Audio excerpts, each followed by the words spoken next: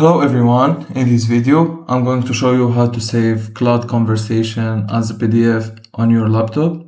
So all you need to do is open the conversation that you want to choose. For example, search for the conversation that you want to download as a PDF, and then as you can see here there is no option of download as a PDF or something.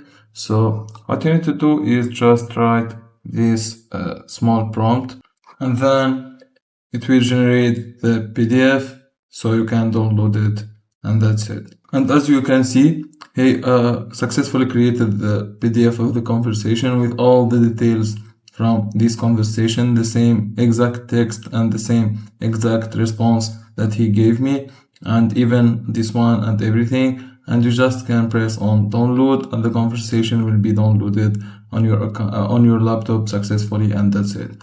If you find this video helpful, don't forget to like and subscribe, and thank you for watching.